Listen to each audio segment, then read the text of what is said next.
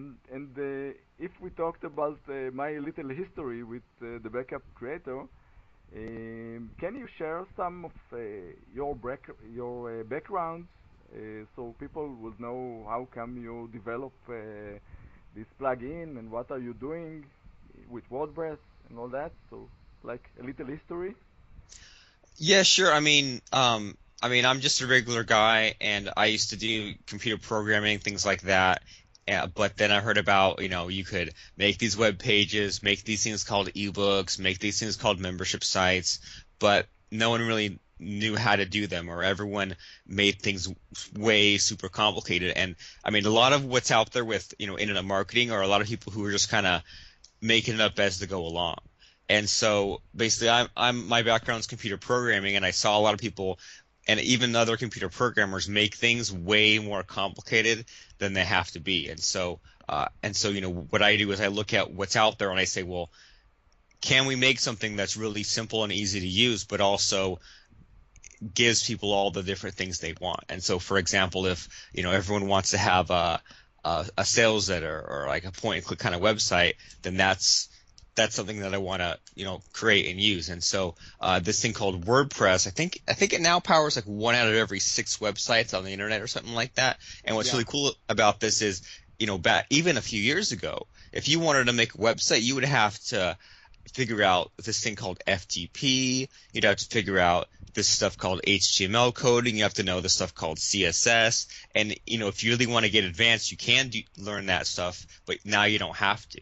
Now I can use this thing called WordPress, where you just click a button, and if you want to add a pop-up to your site, you can. If you want to change the whole look of your site, just click a button and it'll install these themes. And so this thing called WordPress, really excites me, just because we don't have to learn all this technical stuff. We can just click some buttons and suddenly it just works. And so what's cool about the different plugins I make, and especially with this thing called Backup Creator, is that this is something that I actually use. And even though I could go in all the time and edit code and do FTP and all that, it's a lot more convenient just to be able to click around and do stuff. You know what I mean? For it to be more like Star Trek, just to click a button and the website's on there. And so that's how Backup Creator kind of came to be. Is just that I myself would end up making these blog sites where it took me maybe a month, maybe a little here and there every day, just to get the fonts and the look and feel exactly the way I wanted, and the sidebar and everything exactly the way I wanted.